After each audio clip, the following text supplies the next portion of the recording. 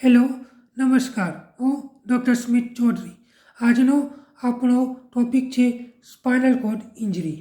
હવે દરેક પેશન્ટને થતું હશે કે મારે સ્પાઇનલ કોર્ડ ઇન્જરી છે, તો તે પેશન્ટની અંદર MRI કરાવવાનું કહેતા હોય છે અને MRIમાં લખેલું હોય છે કે કમ્પ્લીટ સ્પાઇનલ કોર્ડ ઇન્જરી છે કે ઇનકમ્પ્લીટ સ્પાઇનલ કોર્ડ ઇન્જરી, તે રીતે પ્રિસ્ક્રાઇબ કરેલું હોય છે. તો હવે કમ્પ્લીટ સ્પાઇનલ કોર્ડ ઇન્જરી એટલે શું કે ઇનકમ્પ્લીટ સ્પાઇનલ કોર્ડ ઇન્જરી એટલે શું, તેની દરેક પેશન્ટને મૂંઝવણ રહેતી હોય છે.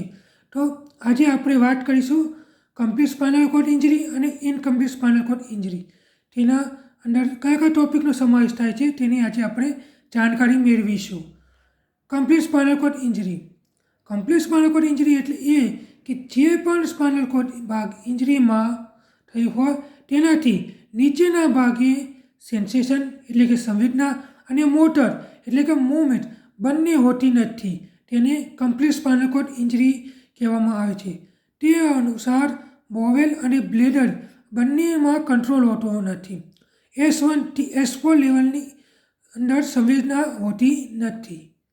બીજી, incomplete spinal cord injury. Incomplete spinal cord ઇન્જરીના 4 ટોપિક છે. એક anterior spinal cord injury, complete cord એટલે કે central cord injury, Brown Sequard syndrome. હવે એન્ટેરિયર સ્પાઇનલ કોર્ડ ઇન્જરીમાં સુપરફિશિયલ સેન્સેશન એટલે કે પેઇન, ટચ, ટેમ્પરેચર એ પ્રેઝન્ટ હોય છે. એટલે કે દુખાવો થવો, કોઈ અડે તો ટચ થવું, ટેમ્પરેચર ખબર પડે કે ગરમ અડ્યા છે કે ઠંડા અડ્યા છે. પરંતુ ડીપ સેન્સેશન એટલે કે ધારો કે આપણને ખબર ના પડે કે તે પગની મૂવમેન્ટ થઈ છે કે નથી થઈ, અને સાથે સાથે મૂવમેન્ટ પણ હોતી નથી. બીજો પ્રકાર છે સેન્ટ્રલ કોર્ડ સિન્ડ્રોમ. તેની અંદર ઉપરના ભાગની અંદર વધારે પડતી ઈજા જોવા મળતી હોય છે સરખામણીએ નીચલા અંગની અંદર. થર્ડ ટોપિક છે બ્રાઉન સિક્વર્ડ સિન્ડ્રોમ એટલે કે હેમિસેક્શન ડિઝીઝ.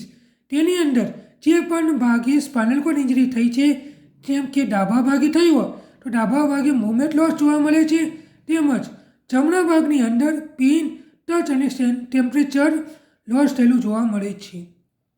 તો આવા જ વિડીયો જોતા રહો તેમજ સબસ્ક્રાઈબ કરો, શેર કરો. થેન્ક્સ.